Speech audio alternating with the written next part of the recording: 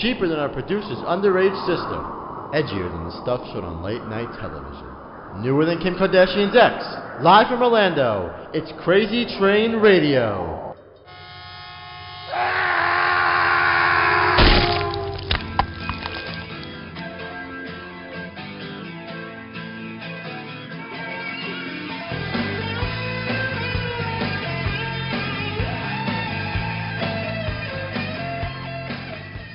What up, Crazy Train Radio?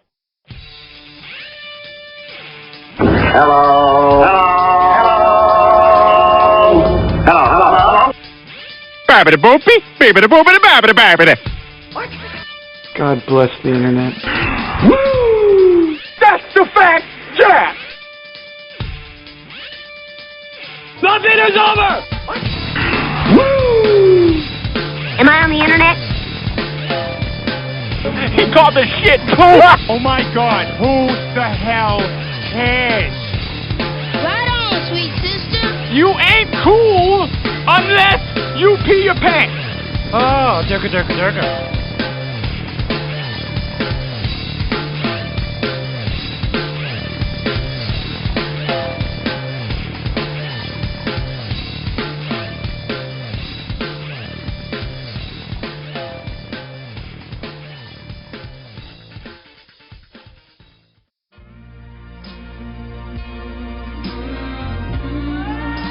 Hey, this is Bruce Prichard, and you're listening to Crazy Train Radio, and don't ever forget, I love you.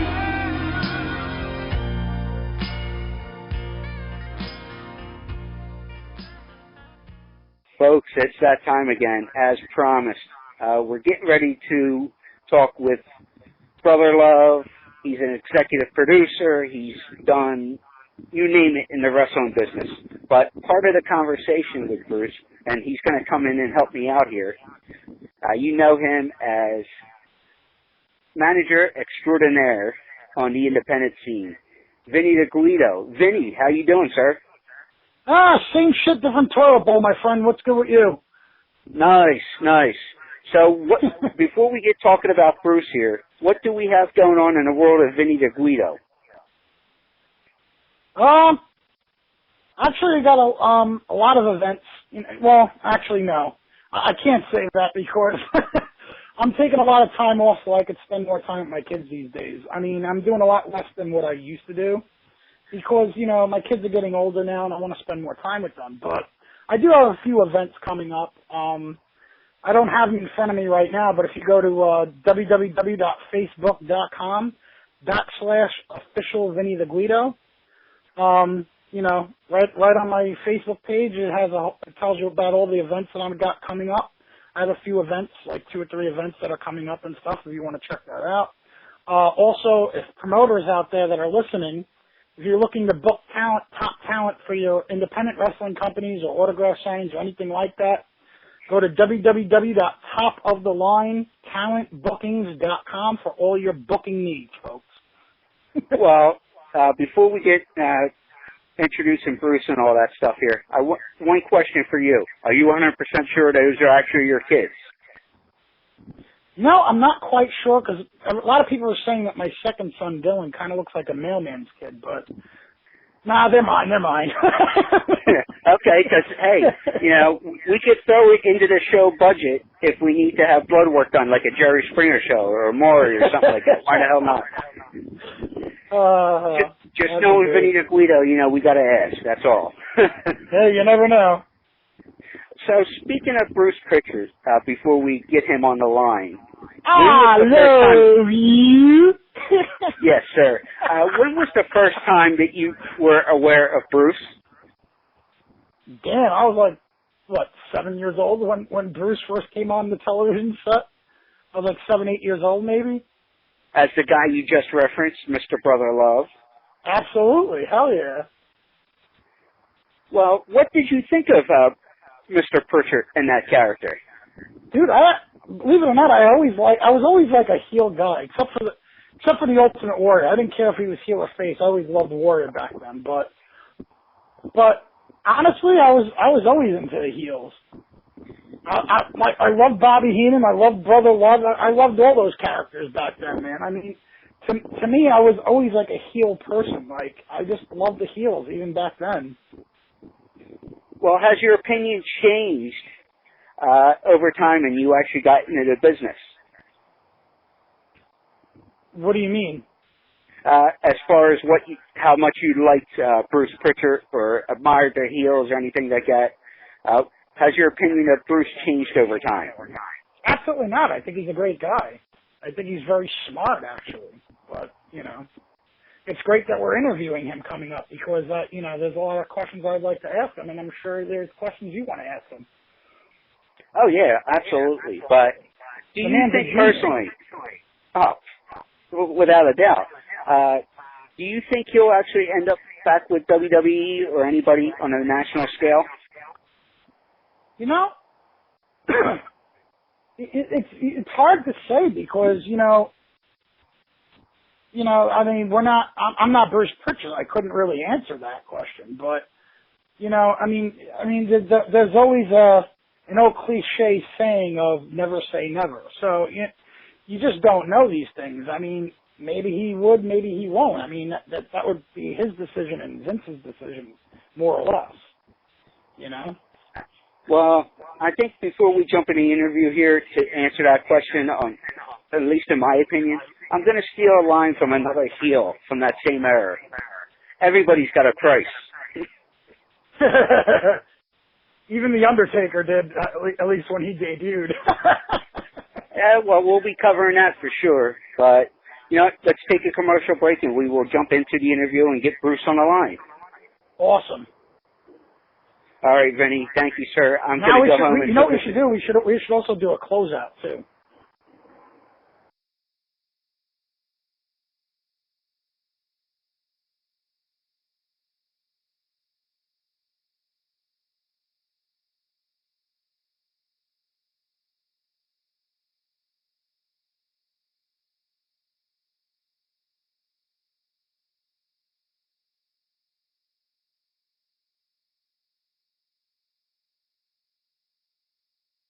Like tailgating, stock car racing, and the blues, Yuengling is purely American. Like neighborhood hardware stores and local diners, Yuengling is a family business. And just like talking football, politics, or beer, Yuengling is no nonsense. Yuengling is like a lot of things, but our lager is unlike anything else. It's a true American lager, purely independent in a way that's hard to find these days. In a way that's avoided every superficial fad and fancy distraction that doesn't have to do with making great beer. Maybe that's what's made Yuengling Lager kind of an icon. It's no frills, no shortcuts. Beer that's all about the beer. Refreshing, isn't it? It says something about Yuengling and the people who drink it. Ask for it on tap or in bottles wherever you go. And get a taste for yourself of an American original. Think about it. We've survived for 185 years by making darn good beer. Yuengling Lager, from America's oldest brewery. DG Yuengling & Son, Pottsville, Pennsylvania. Please enjoy responsibly. All right, folks. As promised, we got him on the line now. He was best known as a on-air manager, producer, and senior vice president of programming for WWE and TNA. Bruce Prichard, how you doing, sir? I'm doing fantastic. Oh, no complaints on this end. First question, or you know, not so much a question, but you can elaborate later. Coming up in, I guess, 2 weeks, 2.5 weeks or so, on December 12th, we got Reality of Wrestling. They got their last event at the Rec Center, correct? What's the story on that show? Well, you know, it's pretty much we have a couple of big shows a year, and Christmas Chaos is one of the biggest. But the kind of on the sentimental side, for this one being so important to us, is it will probably be our last television taping that we do at the Clear Lake Sports Complex. And, you know, that's where Booker has been taping his shows for, you know, the last, long time.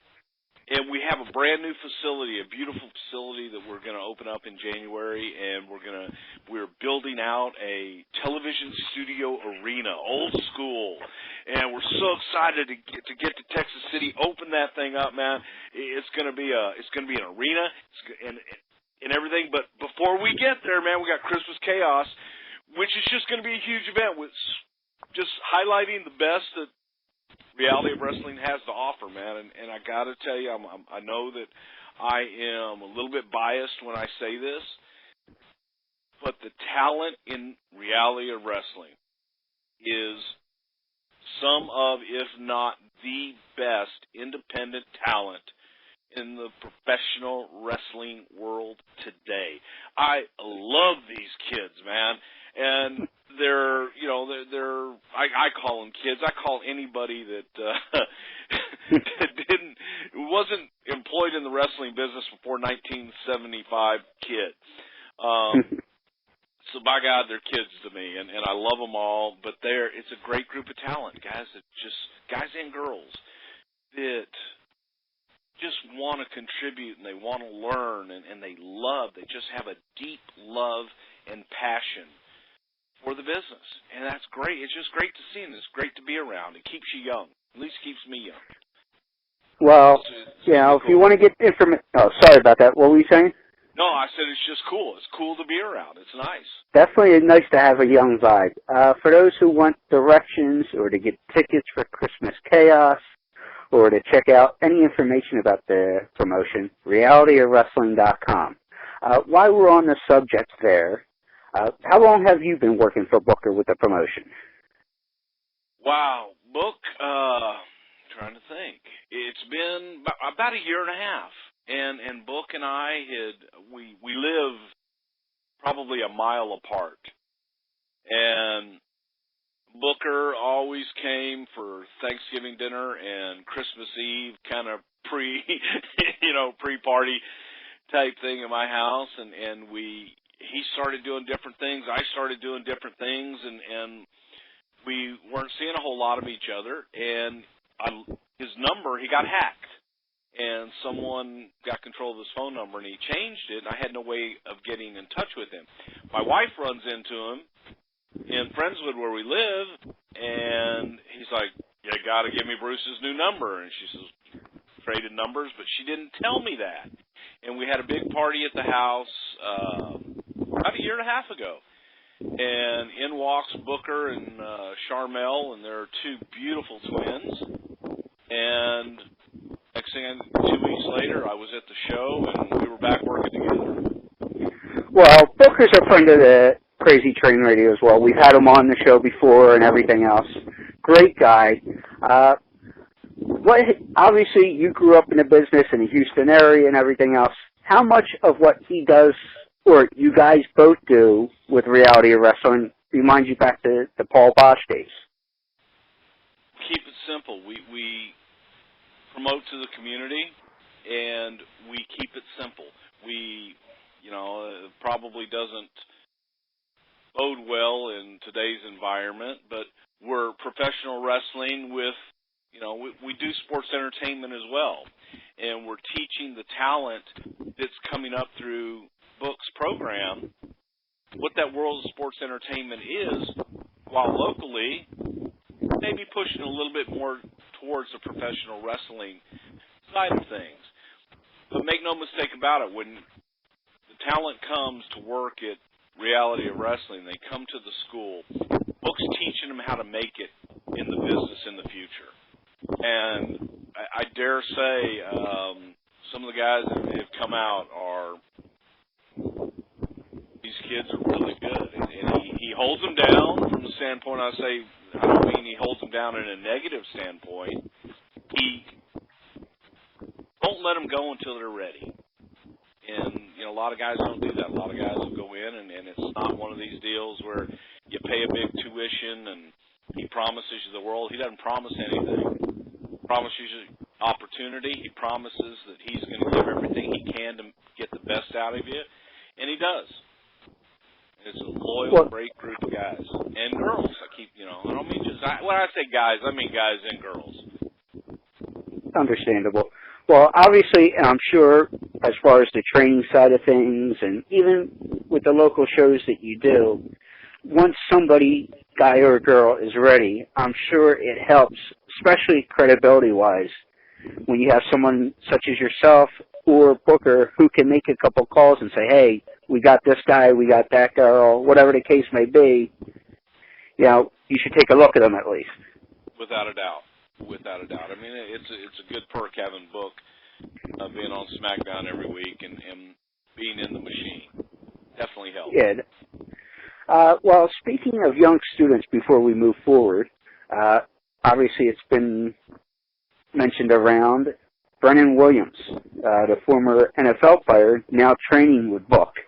How's this kid been since I haven't been around him a whole lot, but he's hungry.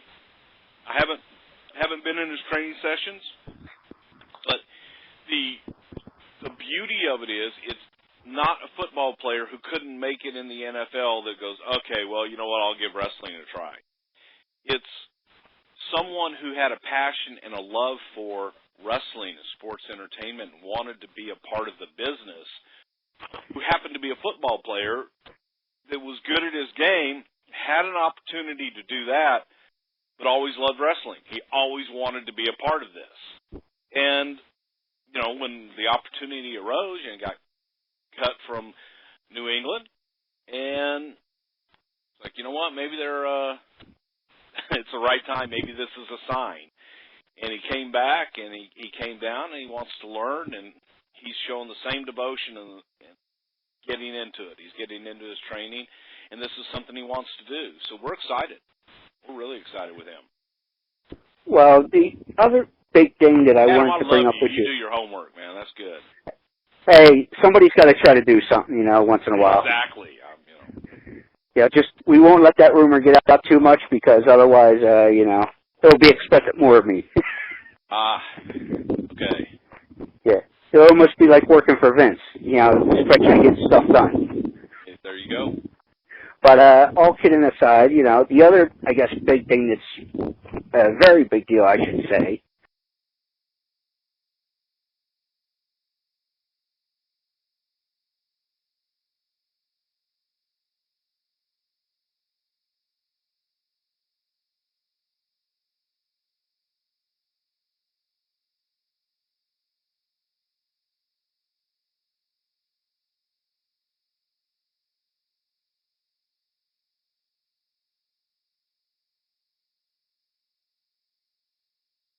These days, there's no shortage of people ready to tell you what to do. I'm not one of those people, because I'm here to talk about Yuengling Lager from America's oldest brewery, a company that was told what to do several times over and generally ignored the advice. I could say that that's a reason to drink it, but that's your call. Some folks like beer that stands for something. Others like beer that tastes like something. If you're looking for taste, look for the rich amber color of Yuengling Lager. It's a sign of a well-crafted, distinctly satisfying lager. If you want a beer that stands for something, consider the beer that stood for something since 1829. For 6 generations, Yuengling has chosen brewing right over brewing big, every time. Yuengling just stands for beer, says something about Yuengling Lager and the people who drink it. I won't tell you what to drink, but think about it. We've survived for 185 years because we make darn good beer. Yuengling, American-owned, family-operated. DG Yuengling & Son, Pottsville, Pennsylvania. Please enjoy responsibly.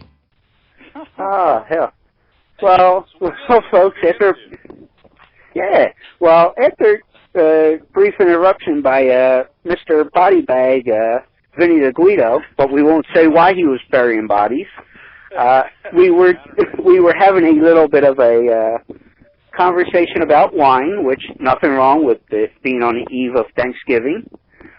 Vinny, welcome. Wine drinker. I'm more of a white wine drinker. My fiance likes red wine. Although I will drink red wine also, but I'm more of like a white Zinfandel kind of guy, you know. Well, Bruce, since you were talking about it, what's the kind? Yeah. I'm drinking DeGuello. DeGuello. Cabernet Sauvignon. It's a Cabernet Sauvignon. I like that peanut knower. This Cabernet Sauvignon, and it's a 2007 Deguelo. Oh, that ought to be nice. Oh my God, it's tremendous. We have really good wineries upstate New York, like in the mountains. They have really good wineries in the mountains. You can see the whole Hudson Valley too. It's beautiful. Very nice. Well, they also have banjo players too, but that's beside the point. Well, they come up from West Virginia, Pennsylvania. It's just kind of Yankees. They're Yankees. Hell yeah. Yankees. Oh, Sam, yeah. Yankees. What are we talking, musicals now, or what the hell? But since before Vinny decided to join us, we were get ready to discuss another important topic within wrestling terms, with road stories. There you go. Well, yeah. We should go there. What the hell, since we're talking about upstate New York, we'll come back to the other big topic. Yeah, let's go there, Vinny. Road stories and ribs. Gotta talk about the ribs. I know Owen Hart was a very good ribber from what I knew. Bruce, did Owen Hart ever rib you? Yeah, he did, as a matter of fact. Yes, I love Owen Hart stories. Owen was great, but I think one of the it was, I don't know if it was a rib, but it was, Owen kind of instigated it. Yep, it's a rib. How do I tell this story in a politically correct world in which we live in? Hey, we're not exactly politically correct, but feel free, do what you have to do. Okay, it was Jim Cornette, and it was during the time that we were doing something with Shawn Michaels at Diana Hart. I love Hart, Diana. She's a sweetheart. Daughter of the legendary Stu Hart and matriarch of the Hart family. She was married to Davey Boy Smith, and the angle was between Shawn and Davey Boy, and we were doing something where we were insinuating there was something between Shawn and Diana. And so I walk into a room. Jim Cornette is on the line with quotation marks Stu Hart, who is upset at the angle about portraying his daughter in an unsavory way. You're gonna put my daughter, you're gonna say she's a whore, and whose idea was it? Well, Cornette, being Cornette, knows that this is a rib. Of course he does. Of course he does. And he says, well, goddamn, Stu, I'll tell you who came up with that idea. That was that goddamn Bruce Prichard. And you know what else we're going to do, Stu? Bruce wants to perform a really bad sexual act in her backle area in the middle of the ring. And you know what else, Stu? And I walk in. So I walk into the room, and Cornette says, oh, hey, man, somebody wants to talk to you. So I get on the phone, and I'm like, hello? Yeah, who is this? I said, it's Bruce Prichard. Who's this? It's Stu. Hey, Stu, how you doing, sir? Nice to talk to you, man. What's can I do for you? You some kind of pervert or what? And he goes on to talk about, now, again, the first part I gave you, I didn't know that had happened with Cornette. I'm walking into this, and I found out on the backside. I love Jim. That's funny. What are you talking about, Stu? Now, I'm back. I'm going, what the hell is going on? And I'm looking at Cornette. Cornette, it's Owen. It's Owen. This is like a TV sitcom. Because as I'm talking to the voice on the phone, which everybody does is Stu Hart. Oh, yeah. But at the same time, I know Stu. And I'm thinking, it sounded an awful lot like Stu. The door opens, and Owen walks in with Davey. And I realize now, because Cornette's telling me it's Owen, and it's a rib, and they're trying to mess with us. And so I'm going, well, yeah, Stu, we're going to take Diana, we're going to bend her over. And Owen walks in. Like, oh, shit. And Stu on the other line goes, next, when I see you, you're coming to Calgary, I'm going to fucking... Sir, wait. I see Owen. I went, sir. I said, Owen, you got to talk to your dad. It's your dad. And he thinks, Owen gets on the phone, and Owen's like, yeah, Dad, we've been trying to talk him out of this for a long time, but Prichard said, fuck it. He goes, this is what we're going to do. And Owen has no idea. So, yeah, that was kind of a nice little Owen, but I give Owen credit for that because it was just such beautiful timing. Well, I actually have when I start me about ribs, and I never have any good stories, man. I just witnessed a lot.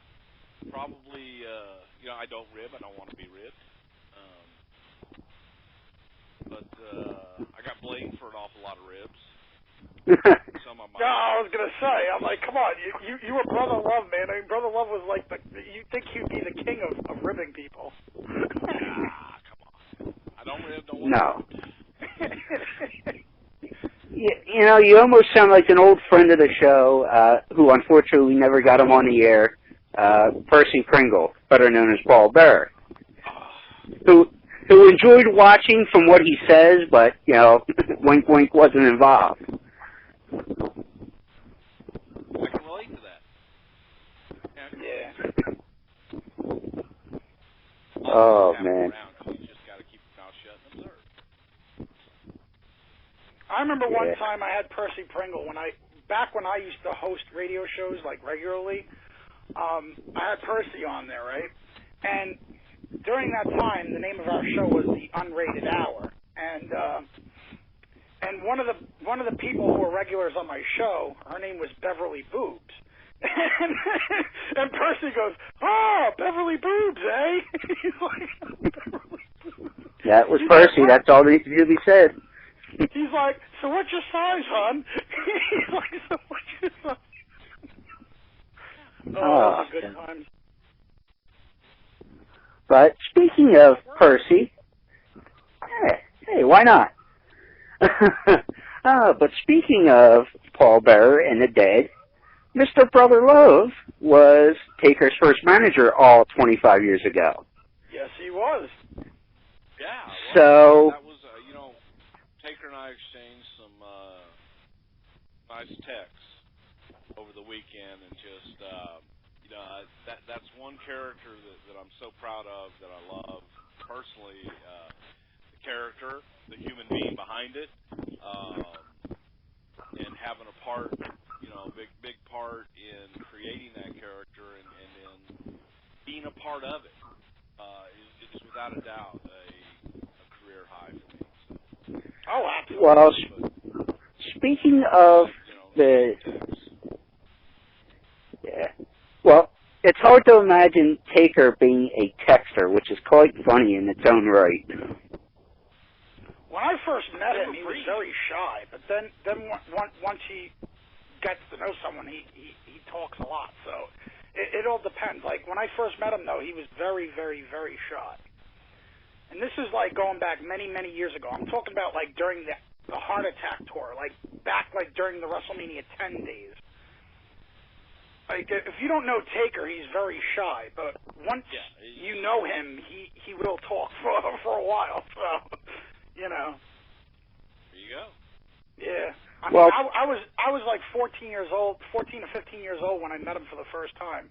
I was backstage at the Nassau Coliseum. You remember the Nassau Coliseum, don't you? I sure do. Yeah, so it was a house show, and I was because I always had connections and stuff. So my dad used to be very good friends with Chief Jay Strongbro, God rest his soul. And the chief used to get us backstage all the time, even when I was a kid and whatnot.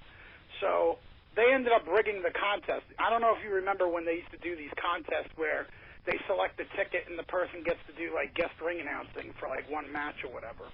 Well, I did that. They rigged it, and I was able to ring announce. Hey, hang on. Wait a minute.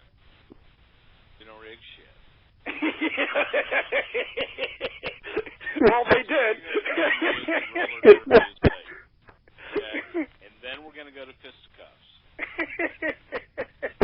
You're almost like, is that true what Bill After's question is about the wrestling business? Well, so I'll tell you though. It was a good moment though. I mean, I managed. It was Doink the Clown and his midgets against Jerry the King Lawler and his midgets. And I remember backstage, I actually, before they brought me out to do the ring announcing, it was Percy Pringle and the Undertaker was backstage, and I was like, holy shit, is he tall? and who the hell has a barking dog in the background? Wait, how many? You got 4 dogs, really? What kind of dogs are they? Well, no, I have 2 dogs, but yeah. my wife has a company that does dog daycare stuff, and then she also watches dogs sometimes. Oh, wow. They're small dogs. She likes to bring them home, and she thinks I'm not going to notice because they're small dogs. And like I'm not kidding you, man. They hide them from me. But sometimes they get a little yippy, and I realize that those aren't my 2 dogs barking. Well, I'll tell you, the little dogs, man, they're more vicious than the big dogs. Yeah. Ah, hell. But and you wonder why, you know. Yeah, but we wonder why Bruce is drinking tonight. Well, I never need a good. It's before 5, but it's 5 o'clock somewhere, right? Yeah, it is on the East Coast, so why the hell not?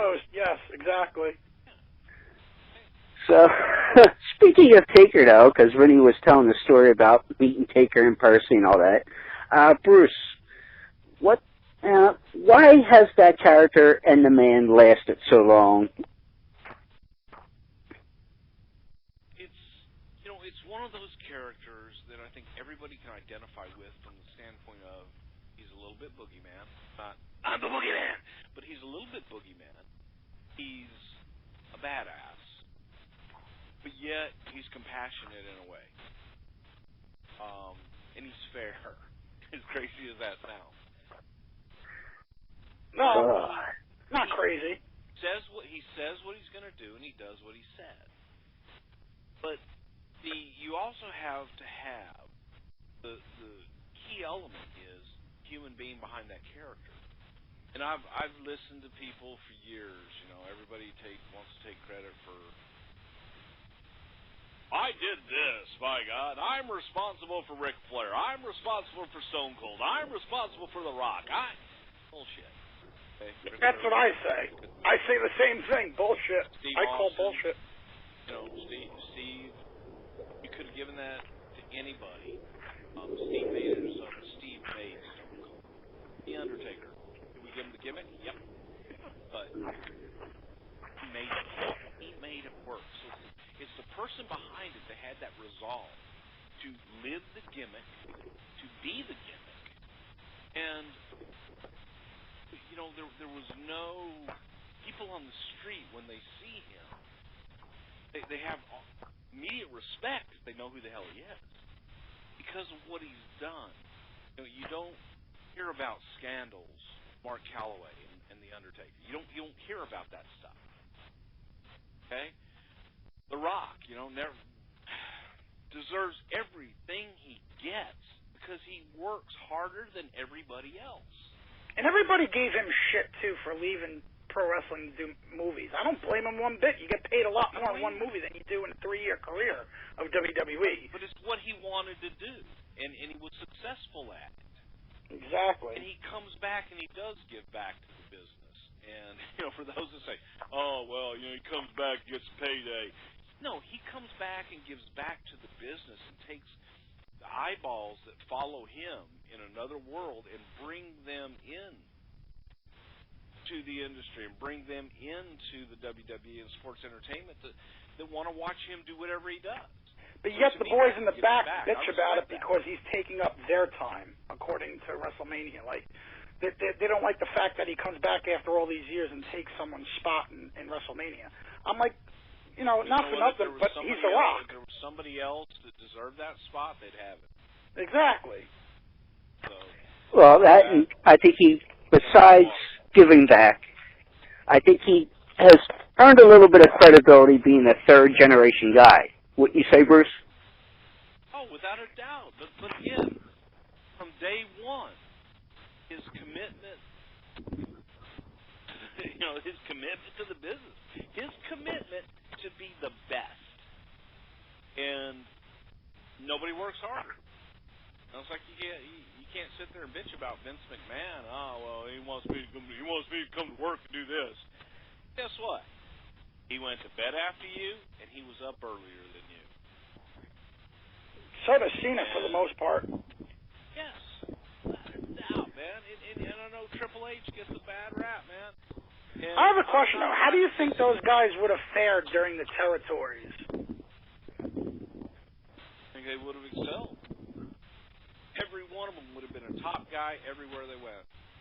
Even in the territories? Because the territories was rough from what I was told. So. Without a doubt. But those guys, because of their dedication and their work ethic, they would have gotten over everywhere they went. And there's not a lot of those guys that could have done that. Yeah, that's true. You got a point there. Look at a Triple H, a Rock, a Mick Foley, a Steve Austin. Those guys would have made it wherever they went. Every one of them. Well, we were talking. It's good to see Samoa Joe in WWE now. Yeah, you know what? I had some asshole. I'm sorry. I swore I wouldn't. You could say it. I had some guy on my Twitter that sent me an assholeian tweet. Something about, and I'm pulling it up right now because it pissed me off. Because I've known Joe since he broke into the business. And here was a kid who all he wanted to do was be a wrestler. And Rick Bassman broke him in, and Joe just, I mean, if there was a second to work, he was working it, man. And this guy sent me so much about Samoa Joe never being a big star or anything. I'm like, what? Here's a guy who... But Samoa Joe wrestled in Japan, for crying out loud. What do you mean he is the guy smoking crack or something? Like I had said it, and I'm like, well, no, I actually have always been a big fan of his.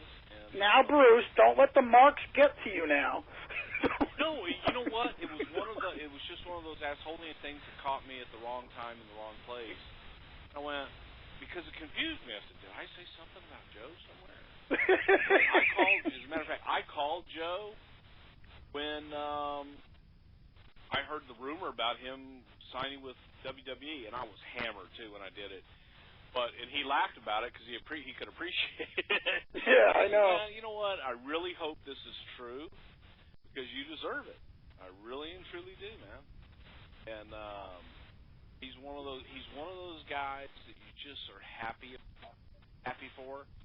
Oh, yeah. Because they want it so bad, and Austin Aries, I don't know if they signed him or not. Austin Aries is another one who had such a bad rap from, I guess, insiders in the business, if you will, that he was hard to deal with. Well, I'm not going to lie, he was a dick. So, You know what, though? With me, he never was. With me, he was a professional, told me what he wanted, told him what we could do, gave him opportunity, and the little bastard worked his ass off. No, he's a great. I'm not taking anything away. I think he's a great talent. I think he's a phenomenal wrestler, but he's a dick. That's the thing. All dicks. Yeah. We're all dicks. Hey, Vinny. You and me are from the Northeast. So some guy tweets me so much for telling Samoa Joe he has no future in pro wrestling. Look at TNA and it's ready to shut up shop. Well, I don't know what TNA's doing. I haven't been there in 2 years. But as far as Joe, yeah, I mean, I've always been a fan, and he's always been one of those guys that you sit there and go, you want to help? Yes. Because he would do anything to be in the business and to further his progress. And he also helps others, too, because I remember I was at a show with him, I believe it was for... I'm trying to think which company it was. It was an indie fed in New York, and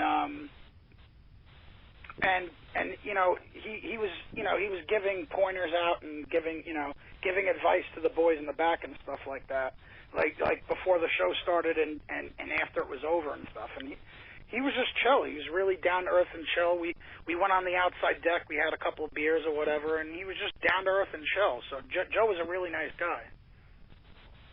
He's a nice guy. He's passionate about the business and just he wants to perform. Oh, absolutely.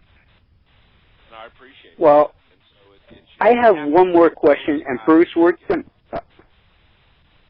I'm sorry about that. I tend to do that with Vinny in the way here.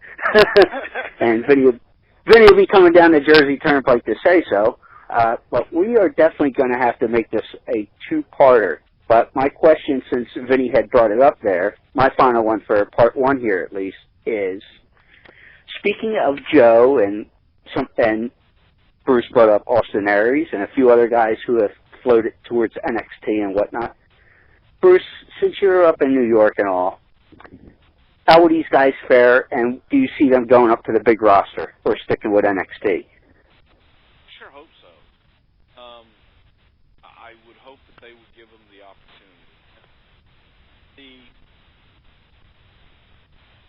I could do like 8 hours on the internet because unfortunately that's where I get my news a lot of times. Because I just don't. People I text with, if I send a text to Vince McMahon, it's about my daughter wrestling. If I send a text to Taker, it's about, hey, how are the kids? And by the way, man, remember 25 years ago.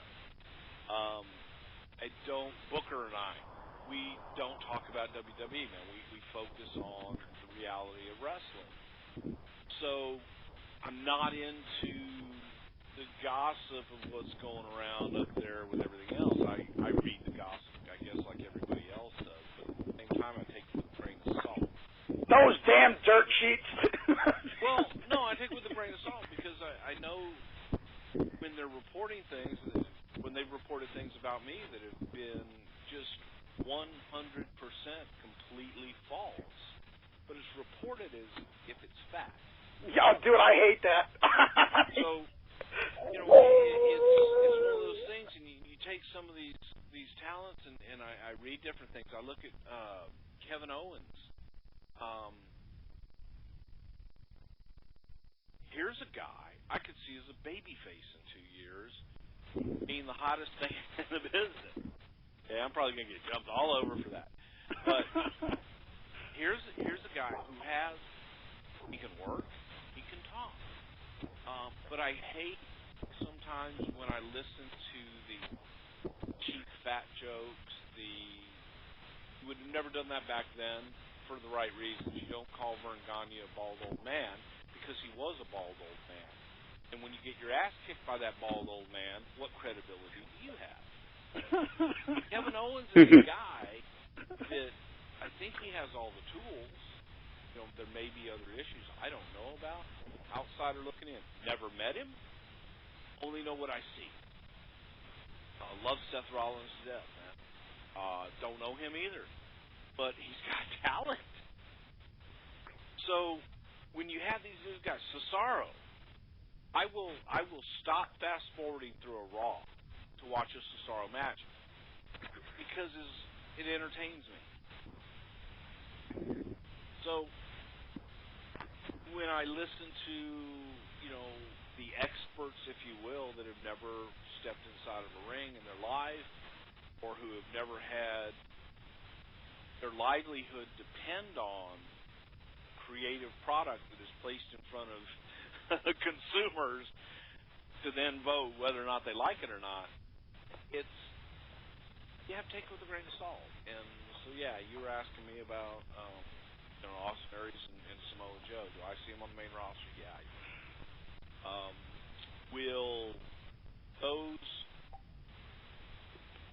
within power look at him and go, well, gosh, man, he's a little chubby. And have this argument all the time. From the New York standpoint, New York is the center of the world for them, and that's all they see is New York. There's a whole other world out there. There's a I'm trying to get out of New York. Are you kidding? Well, no, there's a bunch of those. That's because of the law, but. That say, you know what, you Yankee son of a bitch, I'll kick your ass, you muscled up jack off. I have to say, though, it's so much easier to get heat in other states being from New York. It's like, I was down in North Carolina, and I didn't even have to say 2 words without getting heat. It's like, because I'm from New York, it was so easy to get heat. Exactly. But they put in my mouth, and they think I'm an ignorant Southern. Dude, I'll tell you, they have so much better food in the South, too. It's unreal. Well, hell yeah, we got better everything down here. Well, on that note, wait, I do have a question, though.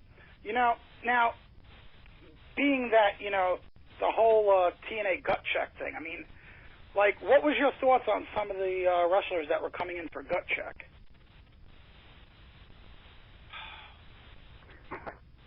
Some good, some bad. It was an idea that we came up with to. Dixie always wanted. She was enthralled with reality television. Okay, go on reality. Put auditions on the air. Put auditions on TV, and we'll sit there and we'll judge them. It's a good concept, I thought. It evolved, but. Some were good, some were bad. I liked the concept. I really liked the concept. And I was never, ever, ever, ever, ever supposed to be a part of it. And I noticed you and Taz kept butting heads on who you wanted and who you didn't and stuff. I noticed that. Yeah, I mean, I just didn't want to... I never wanted to be an on-air character as myself. I was so much more I was comfortable in Brother Love than somebody else. Dude, Brother Love was the bomb, man. I fucking loved it when you did Brother Love. There. But I never wanted to, when you take who I was in real life and put that on TV, I wasn't that comfortable with it. I'll do it. Fine, I'll do it. But I wasn't that comfortable with it. But the concept I loved. I did enjoy the concept, but I wanted the concept to be real. And that was it. We had legit auditions. I'd have guys come down. You want to come down, try out for the company? Come to Orlando. We'll put you in the ring. We'll take a look at you, and that was the thing. But see, the thing is, everybody bitches on how promos suck these days and stuff like that. Here's the thing. If wrestlers are great athletic-wise and they're not good on a mic, I don't understand why managers are a dying breed these days. They should be more managers for wrestlers that can't talk on a mic that well. I agree. Okay, but to this instance, take Joey Ryan, for instance. Joey didn't impress me in his match. Joey did not impress me. What about I was ready to say no. You know where Joey impressed me? Was when he cut the promo on Taz. Yeah. He's good on a mic. And if I could have changed my vote, I would have. And we went back and we hired him. But at the same time, what impressed me was the fact that he was able to outwork Taz. On the mic? And I loved it. Yeah. Yeah. Taz wanted to kill him. I wanted to hire him. Taz wanted to shit. So to me, that made it. The more, the hotter Taz got, and I love Taz. Taz is a great guy. He's so friggin' passionate. Well, but the hotter Taz got, the more I knew it's got something. Oh yeah, shit. They made it an angle too, which was great. Sure, had to. It was easy. Well, on that note, guys, my phone's actually going to die out here. Say on that note, you're dying out of part one, aren't you? Well, the thing is, my phone's dying, so that's the reason. And I'm the recorded line. There you go. Can we reconvene on Friday after the holiday, Bruce? I'm game. Sure. All right, what time works for you, sir? Because there's a whole business side of things as well. And Vinny's just been on a roll, which is awesome. No, thank you. I try. The last time I co-hosted was like a while ago, so. Pretty much open. On that note, I'm going to have to give you that $200 in cash this time, Vinny. Yeah, I know, right? Yeah. If you guys want to do it early, I can do it early. You want to do it late, I can do it late. Your call, Vinny. What do you think? I'm open all day Friday. I'm always up to ungodly hours of the morning anyway, so it's part of the business. You know how it is. The ungodly shit. You guys want to do something like 9, 10 in the morning? Central time? Sure. That's fine. Central, yeah. Vinny, that's cool with you? What time is that? Our time. I'm trying to think. Wait. Eastern. It's only an hour difference, Vinny. Eastern. An hour, you Yankee bastard. You. Yeah, I'm not. See, unless it was money, Bruce, he don't know shit about math. I'm only good with numbers when it comes to cash. Does 10 or 11 a.m. work for you? 10 works for me. I would say like 11. All right, we'll do 11, Vinny. We'll bow to Vinny. Yeah. Okay, so 10 a.m. on Friday. Sounds good. Yep. So everybody have a good Thanksgiving, guys. Happy Thanksgiving. Be good, brother. I'll be able to have like about a half bottle of wine by then. Bruce, I have a question. you have time to talk? Because I have some business to talk to you about anyway. Sure. All right, well, I'm going to drop off then. So, and right, obviously, Vinny, you got his number to do with this. And Friday, absolutely.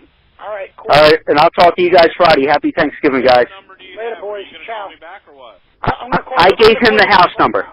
Yeah, I'm going to call you. I'm going to call you back. Like nobody never answers unless I tell someone to answer. Yep. So call me right back. I'm going to call you right now. All right, see you guys. Later, guys.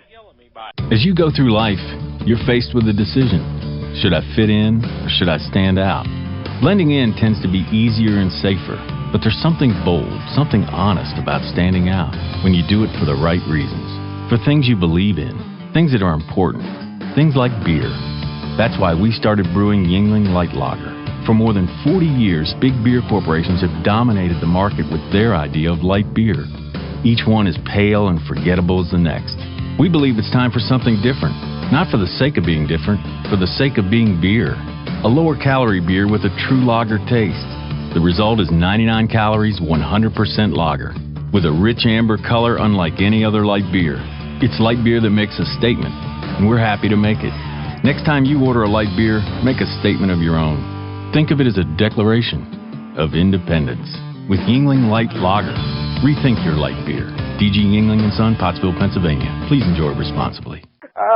After our break for a beer run, we got Bruce Prichard and Vinny the Guido, or Pervert as we like to call in some circles, on the line. Yeah, you know that's true with Vinny laughing on that one.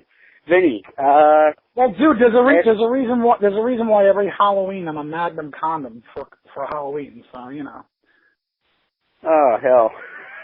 You saw those photos. You saw those photos every year. Now this is the 4th year actually. For my Halloween costume, I'm a Magnum condom. It's hilarious. It's the greatest thing ever. You had a couple broken condoms with those kids of yours there, Vinny, but... Hey, man, they could be test tube babies. You don't know that. I'll leave that one alone. Damn New Yorkers. But actually, Vinny, you and Bruce were heavy hitting about TNA, so might as well start there. You were talking about Taz and the whole Joey Ryan shenanigans. Why don't you take a lead on that? I wouldn't say heavy hitting. I mean, we were just talking about the TNA gut check for the most part. Yes. Yep. And again, I thoroughly love the gut check. It just was from the from a performance standpoint, I like to be a character of some sort, So but the whole idea was an opportunity to expose new talent, get them out there. Absolutely. See what happens. Well, the future of tomorrow is on the Indies, so Well, it's got to be somewhere, hopefully. So. Yeah, I know. Well, speaking of Indies, why don't we give another Yeah. Well, speaking of indies, we were talking about it previously. Give another shout out. Reality of Wrestling, December 12th. RealityofWrestling.com to check out the dates on that. Oh yeah, Booker T It's is the awesome. best damn independent promotion in the country. Oh yeah, And they happen to be on T is CW. awesome. Yep. One of the nicest guys you'd ever meet. I met Booker many years ago when I was a fan, way before I even got into the business. So he was really humble and a nice guy even then, so from what I remember. Still is. Great guy. Yep. Well, Great. speaking of Reality of Wrestling again, is there any particular talent that you think is ready for the show, so to speak, on a national level there, Bruce? We probably have a few of them that are, but at the same time, Booker is very, very firm about it. He wants those guys to be more than ready. He wants them to be able to walk in and perform and be ready if they're going to get their opportunity up there. So there are a few. We've got some great talent. The heavyweight champion Gino off the charts. Ryan Davidson, who I was doing an interview for someone sometime right after the show, and they asked me the same kind of question, but I just so hyped up on a great show and everything, and I said, well, we've got Ryan Reynolds, and so to this day he's Ryan Reynolds. I bet you Ryan Reynolds was that. Like Ryan Reynolds, but I don't know why that name came out like that, and of course he had to bust my chops about it. But that's great. He's a hell of a talent as well. Serious Q, we've really got, pardon me, we've really got some great young talent in there that, they're going to make it. Well, speaking of young talent, and we were just back to TNA a little bit, behind the scenes, Bruce, you've heard over the past year and everything else, a couple of times at this point now, they are switching networks. Is that a good or a bad thing for a company to switch twice within, say, 18 months there? Well, longevity is the key, and every time that you have to switch network or switch time slots, man, it's a rebuilding process. So, thank God they're on the air somewhere. Yeah. But, it's just it's a rebuilding process for them. You're going to a new network, you're going to a new day, a new time. So now you've got to get your old audience to hopefully follow you. And then whatever new audience that you're exposed to, you've got to educate those people as to who you are, what you are, and why you are. And it's just it's tough. And if you have to continually do that, that's a pain in the way that they're doing TV, it's tough. It's tough to do 3, 4, 5 months of television over a period of 5 days, and not have some mishaps like what they've had. They had a lot of injuries. They had guys that left the company. Well, they just canceled their India tour. I read that, but I wouldn't want to be overseas right now with all the turmoil and everything. Exactly. It's just, but that's part of it. That's one of those unfortunate situations that happen. I didn't blame them, that's for sure. I thought that was a smart move. And, end of the day, you got to worry about. Yeah, talent was, wanting to do that tour, and talent wanting to obviously get the pay for that tour. So well, you got to remember, at the end of the day, it's the safety of your crew and your wrestlers and everybody involved. That's for sure. No kidding. Yeah. No kidding. But the other thing with them that I was curious about, and we could go back on air and all that stuff, is did you ever have a problem with your pay? Because you hear that as far as the wrestlers concerned. But since you were office, did you have issues? I didn't necessarily have issues with my pay because I was an employee. I never had problems. There were issues. Sometimes trying to get a expense check sometimes, but for the most part, no. But they've got their issues, and that's theirs to deal with, and hopefully they'll get it corrected and just do business. I have a question, but this goes back to the brother love character. like, whose idea was the Brother Love character? Was that was that actually your character that you created, or did Vince throw that to you? Brother Love was basically an alter ego of mine that I didn't call him Brother Love at the time, but it was I would always digress into a Southern preacher growing up in Texas, and you had all these Southern Baptist ministers that preached, and we actually had a Baptist church that used to bring in these tent revivalists. Yeah, I used to go in and sneak in under the tent and listen to these guys, and they came across to me as just such phonies that I loved them. I mean, it was great. I think in their mind they... Are you trying to say they're con artists? Oh, without a doubt, 100%. 100%. So it was that part was very interesting to me, the way they could captivate an audience and get this audience into everything they're saying and hanging on their every word. And that was so intriguing to me that, came up with the idea of Brother Love and pitched it, and Vince told me find somebody to do that. And how long did I have a question. How long did the makeup job take? What makeup? Well, you figure like because of the lighting and stuff like that, like with the brother, where they had the red carpet, they had, you had to put on your gear and all that stuff. Like, how long did the whole setup take for the Brother Love setup? Like, how long did it take them to set everything up? I don't know. That was crew. It was all part of TV, man. Yeah. Well, speaking of the Brother Love show itself, we actually had a fan email curious to know about the best guests you had on that segment, but also the worst. Let's see. Wow, there's so many. So many best. I loved working with Piper because I never knew what I was going to get. I loved Piper and I could just go out there. We knew what the idea was, and we got it. Bobby Heenan. Just so much fun. Guys like that there wasn't any planning. There was just, here's the idea, here's the topic we're talking about, let's go out and sell some tickets. Heenan was great. Guys like Jake. Yeah. There was just so much, it was so much there, and they would allow you, man, Jake just took his time, and he got everybody over whenever he opened his mouth. So there were a lot of my favorites as far as the toughest. Beefcake was a little tough, he wasn't the best interview in the world, and he just was.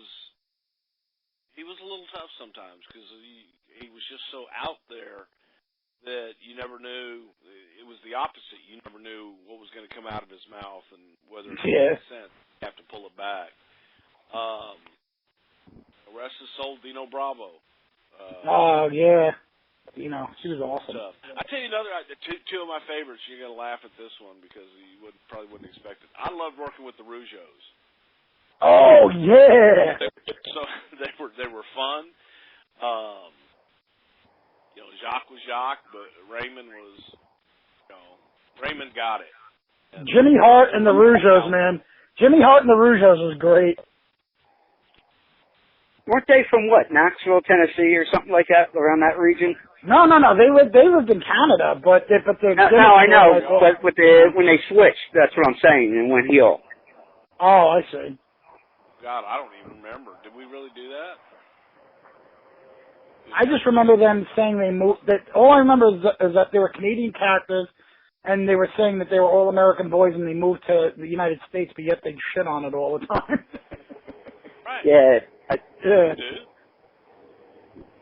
So I don't think they ever said. I don't ever think they said where in the United States they moved to. They just said they moved to the States, from what I remember. Yeah, it was all for gimmick and all.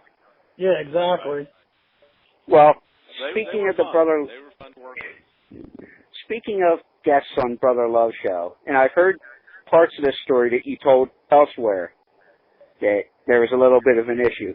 Andre the Giant, and we can go all day with him. Well, Andre, Okay, I'll tell you this story. Andre didn't want to work with Brother Love. And what? Really? He liked Bruce just fine, but he didn't like Brother Love at all. And Vince got us all together, and it was an interesting conversation. But we agreed to go out and do it. And Andre hated the character. Wouldn't talk to me when I was Brother Love. And we went out, and thank God we had Heenan there, but came back, and Andre was happy as could be, and he liked it after we finally got to work together. Hogan was another one. Hogan hated the character at first. Really? But he hated it in that way that he goes, it was almost... But he worked with you all the time. He worked with you so much back then. But when I debuted, Hogan wasn't around. Oh, wow. Off doing a movie, and when he came back, it was like, man, you got too much heat, and it was. But once he got out there, it was. He goes up there top of the favorites too because he's just so easy, and working with him was a night off.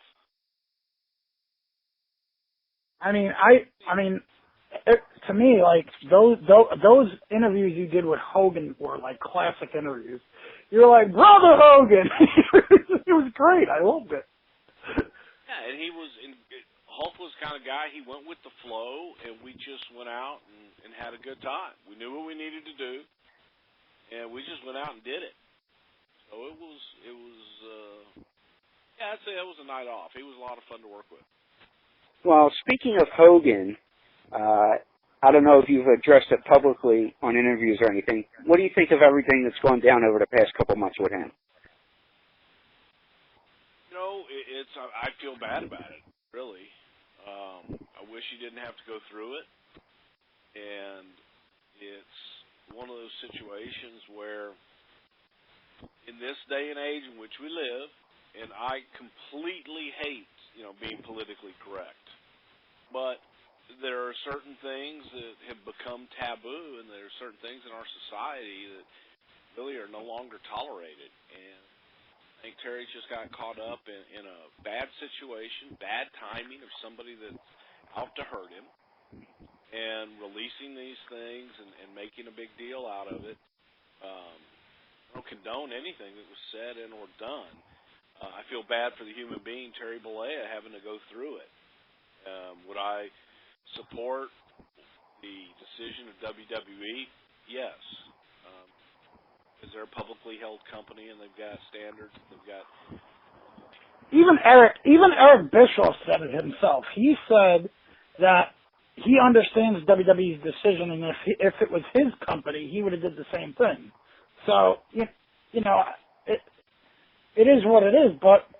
People have to also understand that was like 7-8 years ago that he said it. It's not like it happened just yesterday, But I understand that too. The dilemma comes is it wasn't released 7-8 years ago, so the audience, the public, didn't have the 7-8 years to digest it and get over with it. 7-8 years from now, it may not be that big of a deal for him, but. The fact that he said it that long ago, it is what it is, but it was released, so the people hearing it for the first time, they're the ones that have to deal with the shock. They're the ones that have to deal with how they feel about it now. Yeah, it's true. And it's not, I don't know if you'd say it's necessarily fair or not, but it's a state. It is what it is. His cross to bear. It is what it is. Yeah. And like I said, I feel bad. I feel bad for the human being having to go through it and how it all happened. Just whether someone's trying to extort money or how he got himself in this position. He's the only one that can take responsibility for that, and I think he lives with it and accepts it. Not sure he likes it. I wouldn't. Yeah. But you have your crosses to bear, and it happened, and he's paying the price for it. But I think that the public will forgive him They already have. I mean, he's already in the UK doing stuff. Like he's on his feet again, so it's not a big deal, you know. But it will be to WWE, and it will be to any other large company that's looking for endorsements and things. That's true. Okay, I have this guy on this hand, and I have this other guy on the other hand. Well, one has a scandal attached to him, the other one doesn't. There you go. That's true. The one that how doesn't. It affects him in the long run. And you're right. Can't get away from it. Well, speaking of non-PC, Vinny brought up to me off air. Let's have a little fun with this non-PC. Vinny, you want to go that direction with the comedy, not what we were talking about during the break? Well, do you have any good funny road, like not road stories, but like do you have any funny like ring rat stories where ring rats got into the locker room and started hitting on everybody and shit? Or what? Any good ring rat stories from back in the day? Because you know how they used to get backstage all the time and shit. No, not really.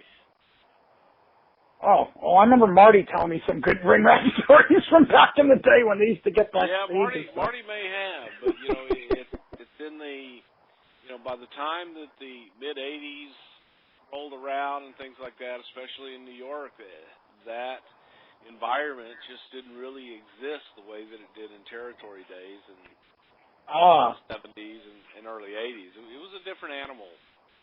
Completely different animal. Well, speaking of different animals here and the expansion and becoming more of a big business, how much has the business changed from that, even the mid-'80s when things became more corporate, to 2015 here, Bruce? Night and day. It's that time earlier, in the mid-'80s, you had talent that had been all over the country, all over the world for that matter. They had made their names and they had learned their crafts elsewhere. And then they came into WWE, or WWF at the time, and they had already honed their craft. They knew what they were doing. They knew how to get over. They knew how to work. They knew how to talk. They had their own personas that they had built and crafted. Now you're taking talent from college wrestling, football, and everything else, and you're hoping that you're going to train them, and they go to one facility. They learn their craft from the same people, doing the same things, same way. There's not as much individuality, in my opinion, as there used to. So that kind of, you're looking at a corporate-built talent, if you will, that this is somebody else's idea a lot of times, that they're saying, hey, this guy would make a great engineer or whatever, I don't know. And the talent is trying to portray that based on someone else's idea.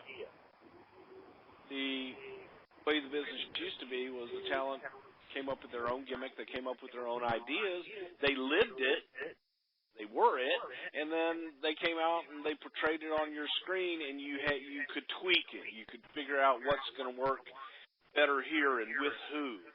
But you took the characters for the most part that they had. There were guys that were brought in and gave brand new characters too, but they were more an extension of who that talent was. Back then, kayfabe was a big deal. Now it's out the window. So. Yeah, that's just growth. That's just the way the world is right now. So it's just a different time, and it is. It's much more of a business. I kind of miss being a fan. I mean, once you're in the business, you grow to hate it kind of because of all the bullshit that goes on in it. It's like, it's so political, it's unreal, It's like... John Layfield and I talked about this yesterday. And we started laughing because we said it at the exact same time. You know what? I'm still a fan. I love the business. There are parts of the business that I don't particularly care for. I love the business. I've never not loved the business. There are parts of it that I would rather do without, but put up with it you put up with the bad to get to the good. Yeah, and true. you just go through it if you truly love it, and if that's what you truly want to do. But that's the thing. I do love it. Like, I love it, though. But the problem is that, like, I feel like so many people are tarnishing the industry. It's like, it's like people are ruining our business, and it aggravates me to see it. Like, they just ruin it. They ruin everything. I go back to 1983 and 1984 or 85 when everybody from Bill Watts to Vern Gagne and Jim Crockett and everybody else, if you will, Fritz and Paul Bosch and all these guys, Vince McMahon is killing the business. He's killing the business. He didn't kill the business. You can't kill the business. Oh, he killed the territory. That much I'll agree with. Well, he grew at the heights that none of them could even dream of. They could dream of it. And in their own territories, when they took care of their own business, Vince couldn't touch Bill Watts in Watts' territory. Watts would throw free shows against him. He would do everything he could in his territory. The problem was Bill went outside of his territory to try to compete with Vince elsewhere. Yeah. That's what killed. He didn't take care of business back at home. Vern did the same thing, and the only one that was successful was Crockett, who picked up the pieces, who got that national television exposure with TBS. Well, I know Sadler was doing fine up until everything started killing his industry. So, you know, I mean, I miss Sadler's promotion. But it's one of those things. If you take care of your own business and don't worry about everybody else's business, you'll do okay. Yeah. But everybody, Vince was worried about Vince's business. Vince didn't, a lot of misconceptions. They think Vince just went in and stole stuff and took over. Vince went to every one of those guys, offered to buy them out, offered to work with them, offered to make a relationship that would make everybody more money. And every one of those guys, with the exception of Mike LaBelle, I think, told him to go to hell and they'd squash him. I got to give credit to Vince, though. Vince is a good gambler. He gambles a lot. Sometimes it's a miss, sometimes it works. And if it works, like but he owns it. The WWE Network, the network actually worked. I was shocked. You know, that was a genius idea. Yep. But pissed a lot of people off. It's different. There's a lot of misconception. Guys, he came in and stole our talent. He didn't steal anything. And I used to laugh when people would say, well, he came in and stole my territory. No. You're talking about error. You're talking about, you can't promote Houston because I promoted Houston first. Why? America. So if I go in and I get TV, I secure a building, and I run a show, and the audience likes my show better than yours, and they stop supporting you, whose fault is that? That's true. It's their fault for not making no profit. I decided to run a show. Well, since we're on that. Go ahead. Oh no! Since we brought him up there, Bruce, and everything here. Can Vince actually sit back and take a breath and appreciate what he has built? So,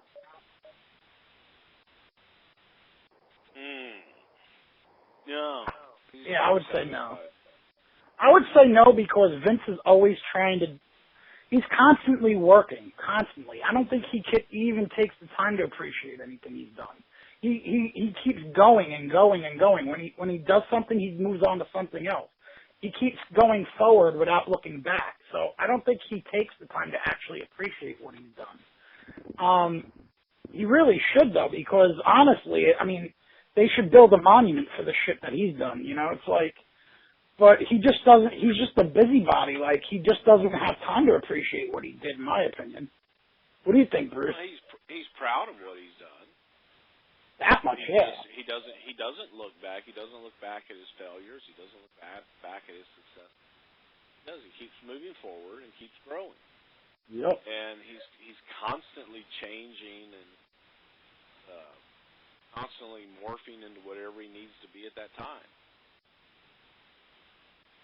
The only time he didn't was when WCW was like destroying them in the ratings. But then they figured that if they didn't change, they were going to die. So they moved with the times and they formed into the Attitude Era. But it was basically a do or die situation at that precise moment. But it turned out well for them ever since AOL bought out Time Warner. Ever since AOL bought out WCW. I mean. That was like the icing to the cake for Vince, Yeah, but I think that Vince was guilty at that point in time of doing some of the things that a lot of his competitors did. When all of a sudden we weren't winning the ratings every single week, instead of figuring out what we needed to do to make our business better, we were worried about what WCW was doing, and we were fighting that fight instead of the fight of make our own business. And there were a lot of, you say what you will and talk about, what we had to deal with at the time. That there was a major reason why we had the roster we had, why we didn't bring on new people. We had a federal trial going on. Yeah. Took a great deal of resources away from the company, away from Vince personally, and away from the company. Also, being the kind of guy that Vince is, he would not bring a new talent on into the company if he didn't feel that the environment, he didn't know what was going to happen with the trial. Or he couldn't go out and say, you know what? Here's what I can guarantee you, here's what I can do for you. Because he didn't know if he was going to be able to do that if he went away. Yeah, you're right. We didn't know. Every single month, every other month, it was a drain on the company. And we had to, they thought we got lazy. They thought, we had to do what we had to do with what we had. We couldn't bring in new talent. We couldn't compete in that way at that time. That was an open door at that point where it gave Ted Turner opportunity to go in and grab guys because he did have money that he could pay them more money than we could at the time. He did have an avenue where he could go out and grow his business, and thank God he did, because he made the business better overall. Absolutely. He did. Once we got rid of that, competition is great. It is great. And it's necessary. But once we got out of that whole government mess and we got back into the game, there had been a lot of damage that had been done, and it wasn't anyone's fault. It wasn't for lack of creativity or lack of anything else. It was simply a focus of we're battling this battle on one front with the U.S. government. On this front over here, we've got a limited talent pool that we've got to make work and make the very best that we can out of it. And that's what we did. Well, do you remember exactly when, after everything started settling down as far as the trial and everything, when when Vince actually said, all right, time to pull the bootstraps up and let's dig in here, boys? Yeah, I do. And it was about the time, it was before Scott and Kevin left, which again made it, and I like Scott and Kevin both. And I think that they're leaving. We felt it to a point, but go back and look, the turning point wasn't Scott and Kevin. We were still holding our own then. The turning point was when Hulk turned heel. And they made a new character out of a grand old face, if you will. Yeah. So I laugh when people go, it was when Razor and Diesel went over there that you guys went in the toilet. No, not really. It wasn't. They were a huge contributing factor. I'm not going to take that away from anybody, but that wasn't the it. The it was the turn, and they had the momentum, and they went. But at the same time, during that time, we were pulling up our bootstraps. I think we were putting on a lot better house shows. We were going out and we were drawing houses in the arenas. We were making money in the arenas, getting our ass kicked on TV in the ratings. But we were making money in those house shows. And that's what, at the end of the day, that's what it was all about. Well, the TV not just the house shows, but the merchandise too was selling also. Yeah, and for the first time, WCW experienced that boom where they're out there. They were making money in house shows, which they'd never done before. They were making money with merchandise, which they'd never had before. Yeah. So the business was changing, and they were catching up, and they were kicking some ass. It gets to the point. People bitch now about the ratings and everything, about how crappy the ratings are. But the thing is that, Vince is making money with the marketing value. I mean, who cares about ratings when the marketing part of it is doing well? I mean, all they're selling tons of merchandise. The marketing, being PG works for the simple fact that kids have parents that have money. A kid can't just go to the wrestling show without the parents, so the parent has to buy 2 tickets instead of 1 ticket, or 4 tickets instead of 1 ticket. But when you're dealing with the attitude, like the Attitude Era, and you're dealing with with PG-14, it's like kids can't really go to that, So it's more adult oriented. So, but you're not going to sell as many tickets as you would if it was PG, in my opinion. I mean, I could argue that because I think that, while it was a little bit more skewed to the adult audience, that's what, in my opinion, that's what attracted the kids, because it was cool. They wanted to be a part of it. Yeah, that's true, but most parents wouldn't let their kids watch it. Well, some would, some wouldn't. Yeah. Well, that's a good question right there, Bruce. Huh? Well, that's a good question right there in itself, because you're both a father and have worked in the business and seen the different changes. Can there be a happy medium? I think there can, and I think it's all about talking to your kids and being able to have that conversation with your kids as to what's right and what's wrong, what's entertainment and what's real, what's Memorex. Yeah. So, I feel comfortable in letting my kids watch adult-themed programming as long as I'm watching it with them and we address it. Yeah. But I don't care for, I walk in sometimes and see some of the stuff that they're watching on MTV at 3 o'clock in the afternoon, which, in my opinion, is appalling. So you mean like Beavis and Butthead? Well, no, they've got these teenage shows with sex and pregnancy and drugs and that's true. all this other stuff. The argument is, well, it's real life. Okay. It's not though. It's scripted. People have to understand that and I know this for a fact, even reality shows aren't really reality. They're still scripted in a way. Get out of here. I mean, I'm not going to lie.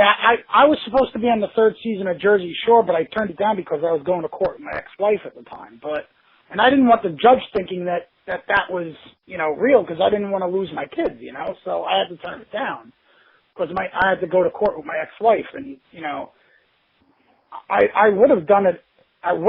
But, I have to blame my ex-wife for that one. But yeah, I mean, it's just that, I just didn't want the judge to think that it was real, but lucky for me, I got custody of my kids and that, and that she has supervised visits, luckily. Thank God I had a good lawyer, but, the thing is that, reality shows, they're scripted though, so it's like, but so to have the kids think that that's real stuff that they're seeing on these shows is ridiculous. Yeah, but I think it's all about your relationship with your kids and how you discuss it with them and what you teach them at home, right from wrong. And I don't believe that necessarily is the job of the television set. Yeah. I think that is part of the problem in this country, that plop your kid down in front of a video game or a television set and that raises them without you having a hands-on and talking to your kids and educating them, trying to do the best you can. Yeah. But it's alive, man. My house is full of kids all the time, and I'm sure you hear, oh well, so and so's parents let me do this or whatever the case is, you know. Yeah. So, but at the same time, I think they'd rather be at my house because let them do their stuff, but they know they're not going to get away with anything either. Exactly. Because if they don't do it at your place, they're going to do it somewhere else. So it's true, you know. That is true. Giving them an environment to have a good time and do stuff, but they're not going to get away with a bunch of crap. Yep. There's a lot of parents that just, come over here and do whatever you want to do. That just goes back to society. That goes back to what our country has become and how we've allowed it to become that. That's just looking in the mirror. But I don't believe that a television show, because somebody chops their crotch, is going to deter the youth of America. You ought to hear the stuff that these kids are talking in their groups at school now as it is. So if you are able to watch something where they're doing that and talk to your kids, hey, I don't want to hear that out of your mouth, and here's why. You don't treat women like that. You don't do this. It becomes an opportunity to teach your kids, spend time with your kid, and educate them. And get to know them, find out what's in their head. Is there anything that you think that shouldn't have happened in the business? Like, is there anything that you think could have been done differently maybe in the past? Oh, yeah, a lot of things. But Katie Vick. Oh, damn. Yeah, but that was entertaining. Hey, that was on my watch, so. I for one, thought it was great, but, you know. You got to take it for what it is, too, so. Yeah. It was horrible. Yeah, but it was so horrible. Yeah, but it was so horrible that it was entertaining, though. That's the thing. Oh, no, it was horrible. Well, since we've been dancing around that area, Bruce, how much has the changes in society affected the unique art form of professional wrestling? For today, you mean? Affected what? Yeah, well, throughout time.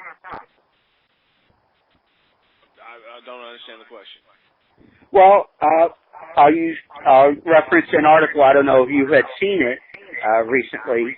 Al Snow was talking about society and how things evolved in the wrestling business based on what's going on in the real world. What's your take on that? It always has. You have to mirror society and what's going on. You want people to be able to identify with it. You want to tap into those nerves that make people tick. And if looking around and they're upset with, we were at war with Iraq. We had an Iraqi sympathizer, the heel. It was easy to hate him. So. Oh, you mean when Sergeant Slaughter did the whole Iraqi thing? Yeah. Yeah. You know, it's you look at guys. I think the patriotism is lost in our country to a point. But I look at a guy like John Cena, and it makes me. I understand why people boo him because they think he's this creation. But you know, he's the hardest working son of a bitch out there. Absolutely. I don't know why people give him as much shit as they do. Yeah, it's, you know, I guess because it's against the corporate, but here's a kid who loves the business more than anything and would do anything for it and would do anything for the audience. So it's you would look at that and go, oh, God, man, a babyface. But then when you get out in the real world and to kids, that audience, to a certain demographic, that's all they see, and they love him, and he's pure. To the older audience, they look at him and think he's a joke, and they think that, he's catering to that kid audience, which he is. Well, he's doing with Cena what he did with Hogan back in the day. No, not at all. Because if they booed Hogan, he would have changed courses. He would have. No, not at all. But Vince had him. Vince had him. To do both sides. But Vince McMahon had him face for so many years and never turned him heel. But now it's like the same thing with Cena. It's like, but when WCW turned Hogan heel, all of a sudden it was great. But the thing is that he's doing I think he's doing with Cena what he did with Hogan back in the day, where he kept him face and never. Because the majority of the audience, you did not have that big decisive split with Hogan. He had a smattering of boos. No, I'm not talking about the boos. I'm talking about like just keeping him face and not changing him to heel. Well, but it was a different time. You needed that hero. That's true. So it was, wanting people to believe in Hulk Hogan. Well, to play devil's advocate there, Vinny, and Bruce, you can answer this as well. If you were to change John Cena to a heel, say, who's there to take that number one spot as your company's babyface? You got that too. Well, everyone's injured right now, so. Yeah, you don't. I don't necessarily know.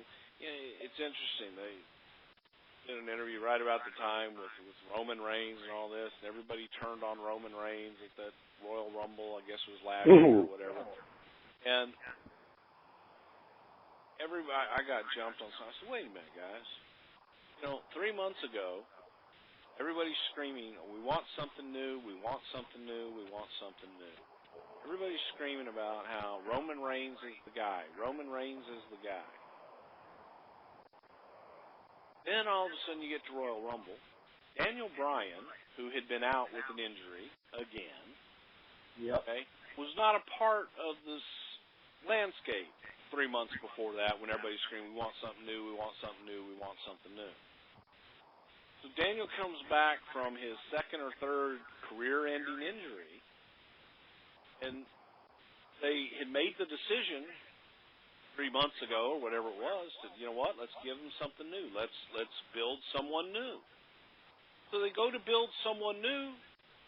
Well, we don't like that guy now because now Daniel might be back.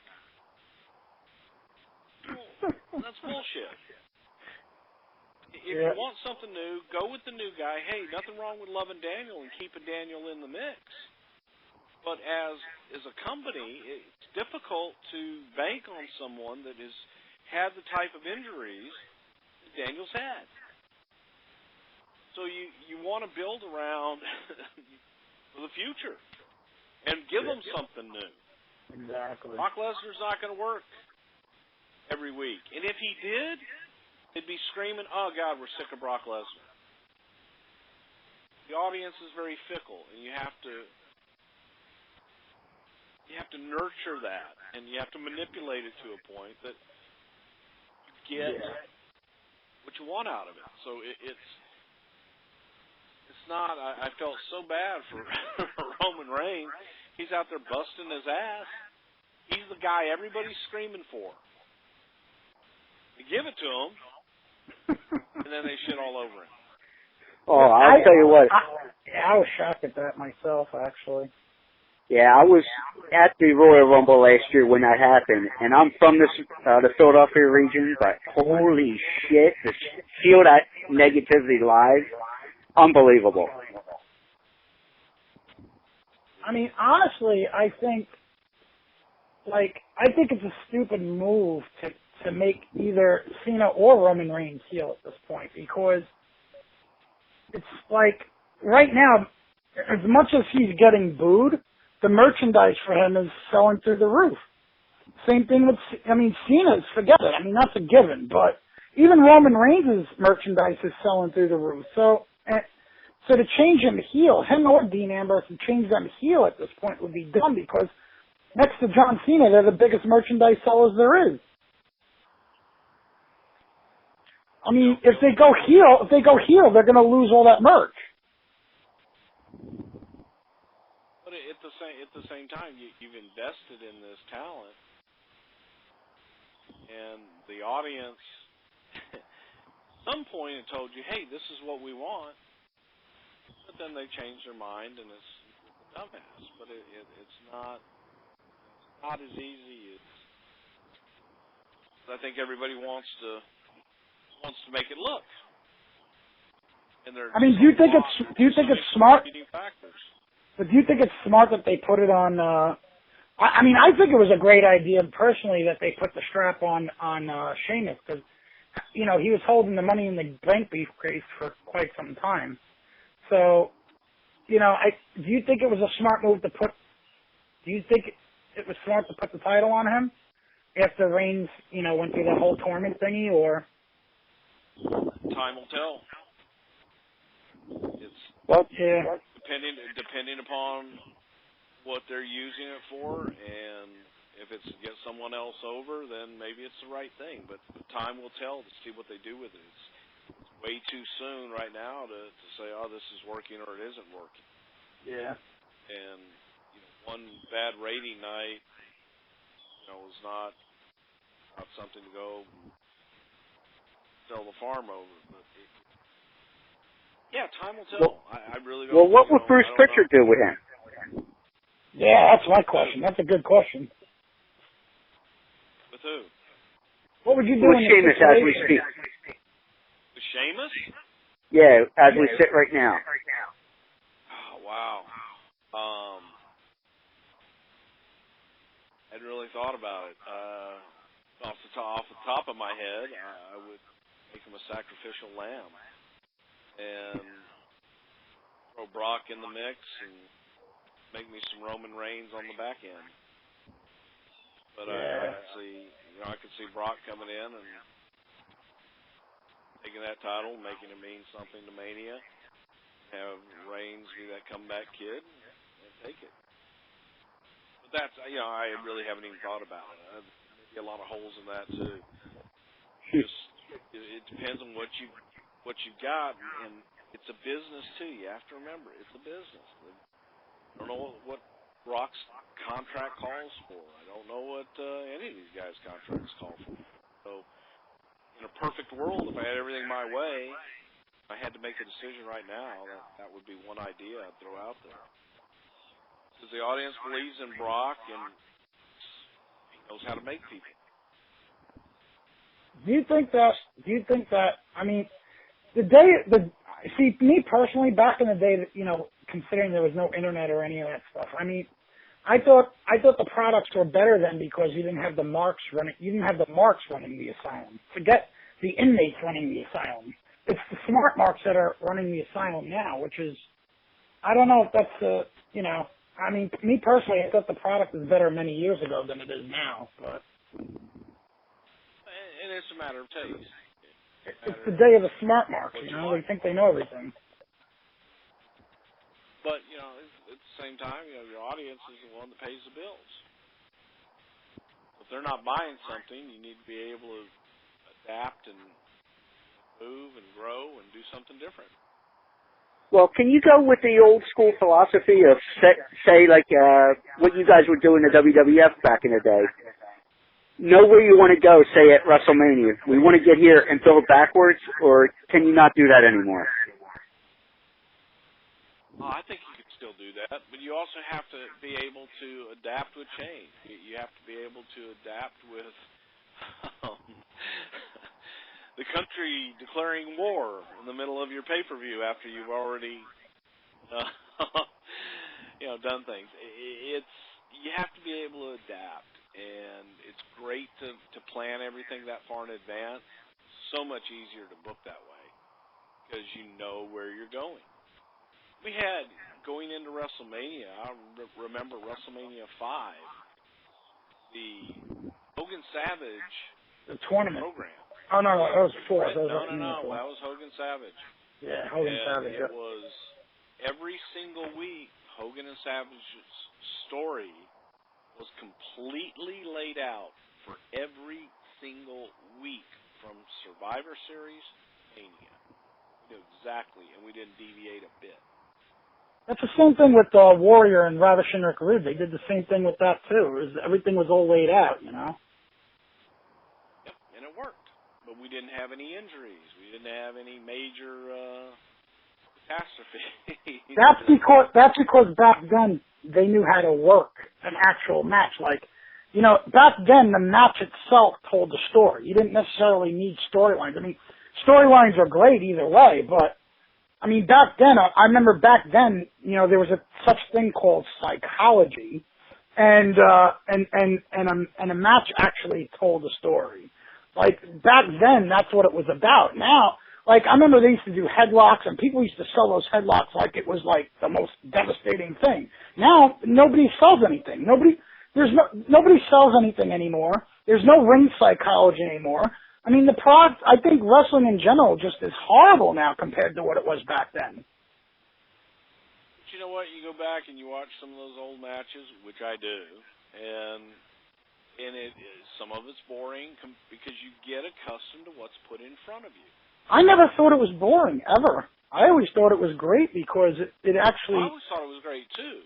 But at the same time, when you sit there with a bunch of 16-year-old kids, you try to show them, okay, well, here's what I considered great. Here's an awesome match that I remember, and then you're watching it, and it's like, oh, my God, let's get to it. And the kids they're looking for instant gratification. Yeah. So it's our society has done that. I mean, movies, for the most part, I remember being a kid, you went in the movie, and you were there for 2 hours, and got your movie and it told you a story, did all this. Now your movies are 90 minutes and they're the opening scene is a car crash and doesn't end until the world blows up 90 minutes later. But I miss the days of like the atomic drops, the headlocks that like I've seen wrestlers get heat just from a headlock. Like to me it's like They told a story though. They don't tell stories anymore. They don't. They just don't. Like the matches. Don't have time to. Yeah, that's true. But even at house shows, you think they would utilize that, but they don't. Not even at house shows. The old, in the territories, you only had 6 matches on a card. Guys could go out there and do 15, 20 minutes. Yeah. 30 minutes. It's just different time, different place, and it's changed. That part has already passed us by, and I don't know that it's necessarily going to go back. But one thing that I will say I cannot stand, I don't like these matches where they just go from one move to the next. They do these incredible moves, and then nobody sells it. Everyone is dead in 2 seconds, and they pop right up. That's what I'm saying. They don't sell anything, but that's my point. They don't sell it. They don't sell it. There's no psychology. Right. Yeah, I remember on Vinny's point there. This is awesome. I remember on Vinny's point there, and this was going back maybe 10 years ago even, where Governor Ventura was talking about it. I believe it was on the extra of Beyond the Mat, where when Randy Savage hit that elbow or Hogan hit the leg drop or whatever the case may be, it meant something. And they sold it. That's the thing. Right. When you do all these moves back to back to back to back, and you bounce right up and you're on to the next thing, it means nothing. So you just risk, permanent paralysis or a "this is awesome" chant that you don't even give them time to chant because you're on to the next thing. I just feel that they've lost a lot of that. They've lost a lot of the art form. Can you bring that back, though? Huh? Can you bring that back, though? I think you can. I think you can definitely bring back a good portion of it, but it's still going to have to be at a faster pace. than what it was before. Yeah, I completely agree with that. Like a faster pace, but at least sell the shit. You just have to remove. You take some of these guys, and the number of moves that they do in a match, and you remove 60 to 70% of them, only do 30% of what they had laid out, and it would be a much better match with a much better story, and it would extend their career by another 20 years. Yeah, exactly. Because, I got to get my move in. And you know who I think gets that theory too? I heard her talk somewhere. I guess it was during WrestleMania week a while back. Paige.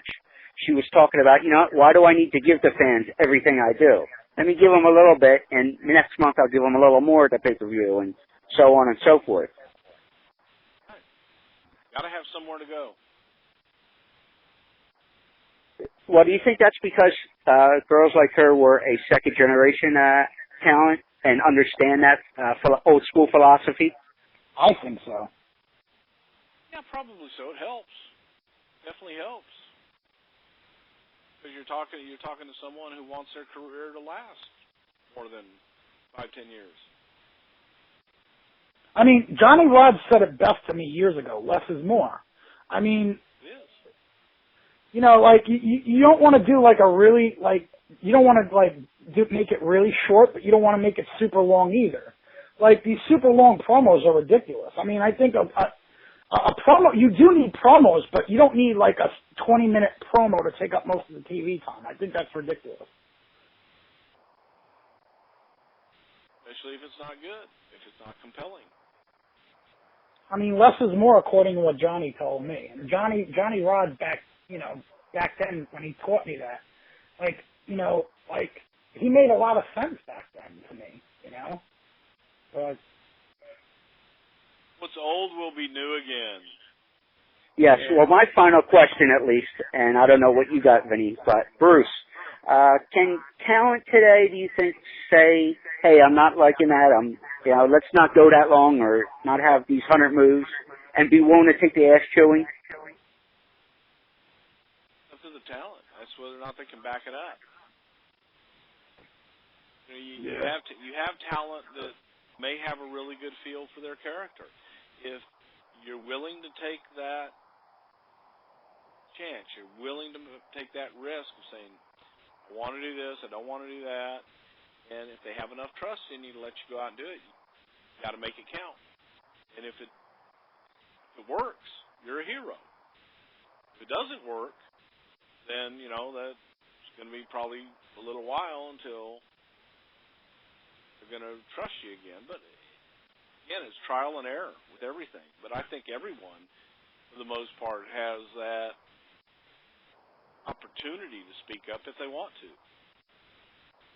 There were some guys that spoke up all the time, and there were some producer agents that didn't like guys speaking up because, by God, they don't know what the hell they're talking about. Some of them didn't. Some of them did. Yeah. So, I think it's important to give talent the opportunity to fly or fail. And, the worst thing that can happen is fall down, doesn't work, or that, God forbid, they take off. Yeah, God knows, it would hurt business if you take off. Yeah, exactly. So you mean like what CM Punk did? Oh, we could spend another hour talking about that. I'm just saying. I mean, that's kind of what he did. Things didn't work out. He's like, all right, screw you, and walked away. Well, since Vinny brought it up. Yeah, since Vinny brought it up, what do you think about CM Punk and that whole thing, Bruce? No, I wasn't there, so I don't know all that was going on. I don't agree with just walking out. Never been a fan of that. Just because you do business the right way. Then again, at the same time, I don't know how business was being done necessarily on the other side. So I think Punk was extremely talented. and I enjoyed his work. I enjoyed Phil. He was a guy that loved the business. He was unique, and obviously had a following.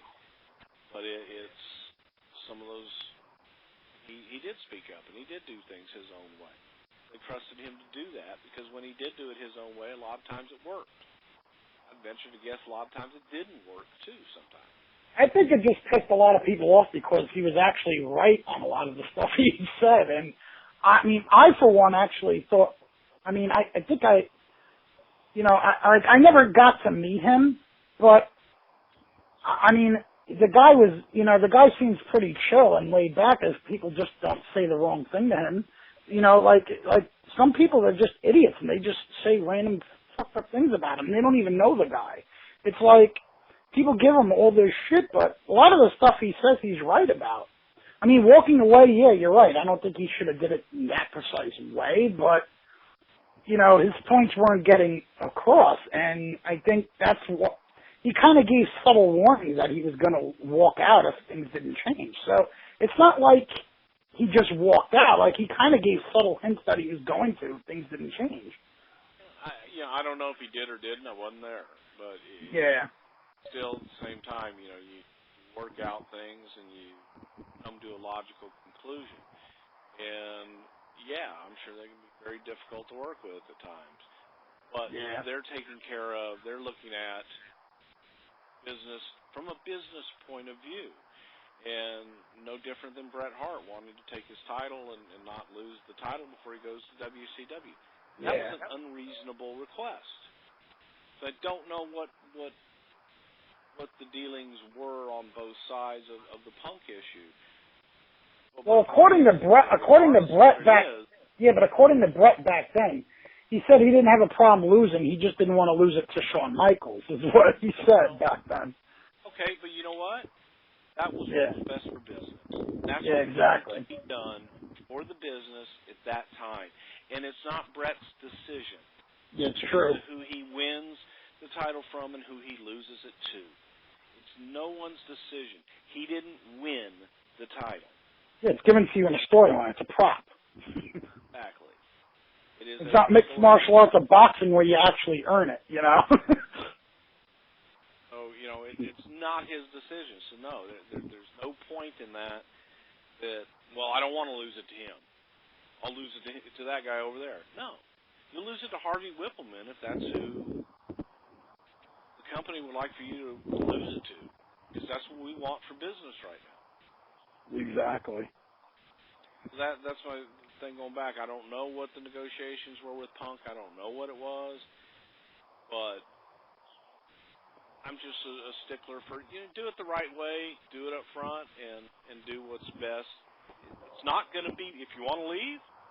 It's not going to be what's best for you. It's going to be what's best for the company. Exactly. So they're not going to go. Okay, hey, well, let's have Punk win the title at WrestleMania in the main event at WrestleMania, and then we'll let him go. That's not best for the company. That's not a smart decision. Why are they going to invest all that time to just have him leave? Okay, well, stay a little while. Let's get some people over and have you exit the right way where we can bring you back in the right way. But again, I don't know that those conversations ever happened, if they did or they didn't. Yeah. It's hard to say if you weren't there, Right. Exactly. Well, Bruce Prichard, thank you so much. Vinny, you got anything else before we... It was fun. No, thank you so much for doing this, man. I completely appreciate it. I look forward to doing business with you in the future and everything. Give Booker T our love for, for his company and everything. And we wish you both well. And thanks for doing the interview. Appreciate it, man. Happy holidays. You guys have a great one. All right. We had a total of at least an hour of 40 minutes on air with Bruce, Vinny, the Guido. What did you think of our discussion with Bruce? Oh, dude, that was great. I mean, I said it from the very beginning of the episode. There was a lot of good questions we had to ask him. I mean, and he seemed to answer it kind of the way I saw him answering it, actually. So I think it was great. You know, maybe we could do a part 3 somewhere down the line. You never know. I mean, with Bruce, there's always good topics to talk about. You know. Yeah, and like you said in the opening, there's a lot to talk about, and he's just a bright guy, and you can go so many different directions with him. That's for sure. Oh, absolutely. Picking his brain is like the greatest. You know, picking any legend's brain is a smart thing to do, especially if you're in the business and you're a greenhorn in the business. If you're a student still, I mean, my advice to the students out there in the business is to just, if you have a legend backstage, I mean, don't be up his ass. But if you know there's a legend backstage, you know, don't ask them questions while they're changing or going over matches and stuff like that. Be smart about when you ask them. But if you see them not doing anything and they're just chilling and they're not in the middle of a conversation or anything like that, you know, try to pick their brain, ask them advice and stuff like that. A lot of them have no problem giving you advice for the most part, as long as you're not rude about going about asking them. I mean, my advice is to pick their brain. I mean, anytime you have a legend there near you, or if you're interviewing, you know, like what we're doing, we're interviewing. As we're asking questions, we're asking questions for all of you people, because by us picking their brain on the air is actually great for you too, because you could learn from these questions. Maybe not all the questions, but at least understand of how the business operates now and how it did back then. But even if you're a student in the business, you got them backstage. I mean, ask them, you know, what should I do, or this is how my character is. Like, feel free and pick their brain. Just ask them. Just don't be rude about asking them. That's all I'm saying. Yeah, and you might not agree with everything said, but you know, you can always take a little nugget there from what is given to you as far as advice. Exactly.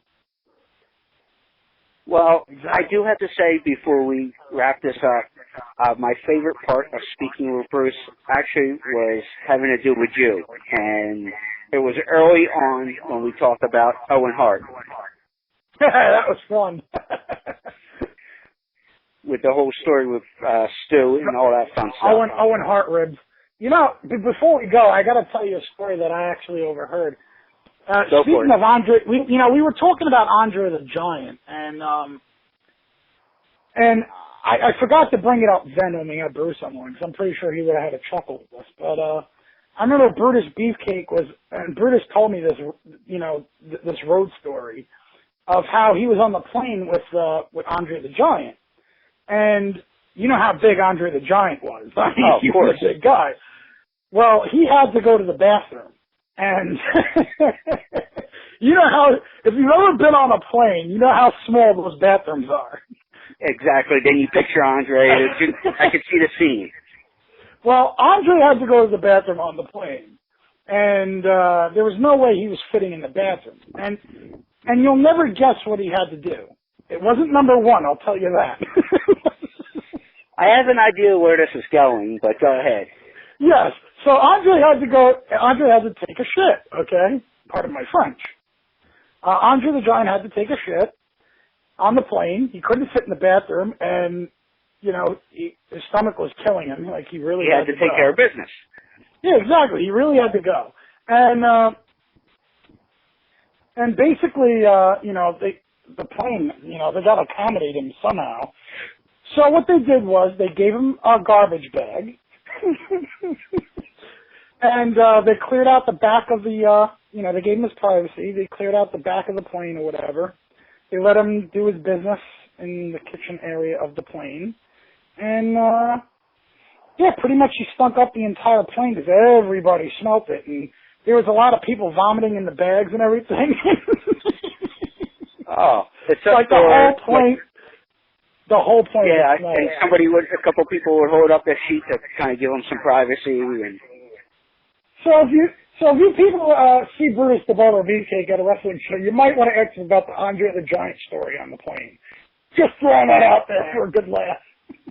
Well, or it would remind me of the story Hogan told me, and he has told in other outlets, was, as far as Andre and the bathroom habits, would be when they were over in Japan, Andre would take a dump on his bed on some toilet paper, or not some toilet paper, but like newspaper, and just because of how small the bathrooms were. Then Andre would call Hogan's room, "Come on down, boss," and Hogan would be like, "Oh, what am I walking into?" And sure enough, you know, you get hit with that smell going into the room, like,